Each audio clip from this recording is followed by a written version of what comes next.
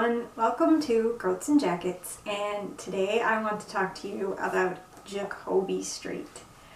This is a supernatural thriller. I wanted to talk to you about it now because we're getting close to Halloween, and I love to read different thrillers and all types of horror leading up to Halloween.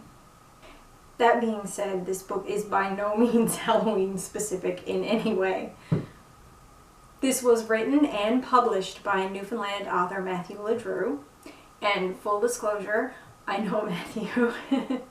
I consider him a friend, which is part of the reason why I bought this book, because I love to support local creativity and I also love to support friends. I've read some of Matthew's short stories in the past, so I expected this to be a good read. I don't even know what to say. I was so absolutely wrapped up in it. Like, page turner is not really the right word. You just get so absorbed in this tale. This is set in a small community, and like most small communities, especially around here, there are a number of artists and there's a small local art gallery. Our main character is Bob, and he works in the local art gallery. He's an artist himself as well, and he's trying to sort of get his foot in the door, so to speak. They get a shipment of paintings for their next exhibition, and one of the paintings shows up that they didn't expect to get, and they don't know where it's supposed to go or who it belongs to, so there's a bit of a mystery about this painting, and you see them delve deeper into the imagery and the signature and everything about the painting to try to get some history on it, some tracking, figure out where it came from. It goes very in-depth with it, and I don't want to give the ending away in any way, but they uncover a supernatural mystery as they're trying to figure out where this painting came from. I don't know that I'm properly describing this, so I'm going to read you the description from the back. Bob Huang has tried to be a painter as long as he can remember, and since moving to Jacobi Street, his dream is even clearer, to have his work on the walls of his premier gallery, the Menagerie. Instead, he works in the gift shop and hangs up paintings of both known and unknown artists. One of these paintings has begun to move at night. In it, a long row of theater seats fade into the shadows of the bleachers behind, and in those shadows is a mass of violet flesh and shifting red eyes.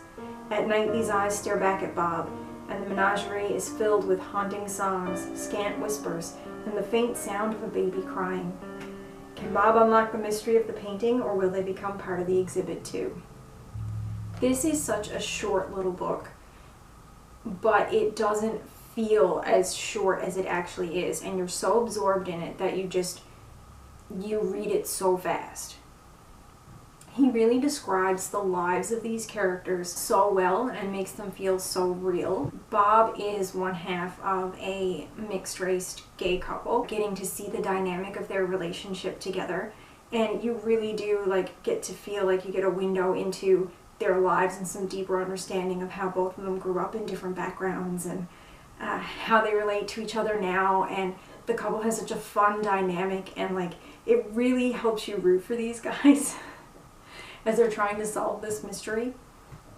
I also really related, working in art galleries over the years myself, to Bob working in the gallery, and there's this fun little detail with arranging the Mona Lisa chocolates and trying to make them in the perfect order and being annoyed that the packaging is off printed and things like that, I related to that so hard. And I know that was a weird thing to relate to, but I totally did. You also get to meet and learn about one of the street artists who's friends with Bob, and also the owner of the gallery.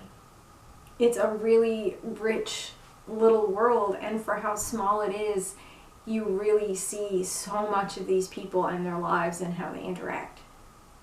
One thing this book does really well that I appreciated was it's as they're delving through older texts, some are more modern and current, but some of them are very old, and so it uses a turn of phrase that you often see in really older textbooks and academic books that in more modern printings is not really a very common expression, but it uses this expression and it does it really well, and I don't want to say anything more about that because I don't want to give away the mystery and what they find out about the painting. Some of the descriptions of the painting itself are just downright chilling. This was a really fun, fast read, which is a thing I've already said, but it remains true. I was really excited to have finally finished it. A lot of things wrap up really nicely, but not necessarily neatly. There's a little bit of open-endedness there. I still have some questions about the painting and what the end goal was, and it was just exciting. And if you're looking for something to read that you could probably still read in time for Halloween this October, I would definitely pick this up. If you have already read this book, let me know in the comments down below. If you haven't, or you know of like similar sort of supernatural thrillers, I would love to get some recommendations. And I hope you guys tune back in. I'm going to have some more spooky book reviews up leading up to Halloween. Thanks so much for watching. Have a great day, everybody. Bye.